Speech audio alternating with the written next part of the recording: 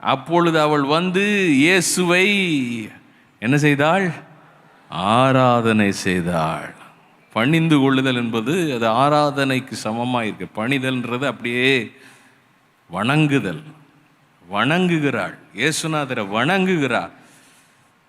இயேசுநாதர் இடத்துல அவர் சொல்றார், நீர் வணக்கத்துக்குரியவர், நீர் ஆராதனைக்குரியவர், நீர் தொழுகைக்குரியவர், நீர் போற்றுதலுக்குரியவர்.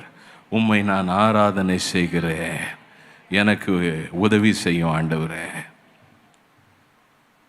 கூச்சல் போடலை, ஓன்னு அழுகலை, அப்படியெல்லாம் பண்ணலை. ஆனால் ஆராதிக்கிறாள், பணிந்து கொள்ளுகிறாள். நீர் ஆராதனைக்குரியவர் ஆண்டவரே. ஹல்லேலூயா. பாருங்க, தேவையை பற்றியே நினச்சிட்டு இருக்கிறவங்க தேவனிடத்திலேருந்து நிறைய ரொம்ப ரொம்ப ரொம்ப பெற்றுக்கொள்ள முடியாது.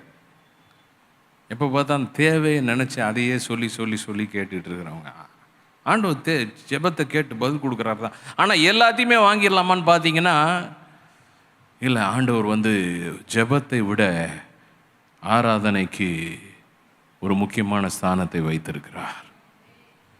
அப்படின்னா ஜெபம் தேவை இல்லையா? இல்லை, ஜெபம் அவசியம். ஆனால் நாம் தேவனிடத்தில் எப்போ பார்த்தாலும் நம்முடைய தேவைகளையே முன்வைத்து, ஆண்டவரே இதை செய்யுங்க, அது செய்யுங்க, இப்படி செய்யுங்க, அப்படி செய்யுங்க, ஆண்டவரே இதை மாற்றுங்க, அதை மாற்றுங்க, இப்படியே கேட்டுக்கொண்டே இருக்கிற மக்களாய் நாம் இருந்து விடக்கூடாது.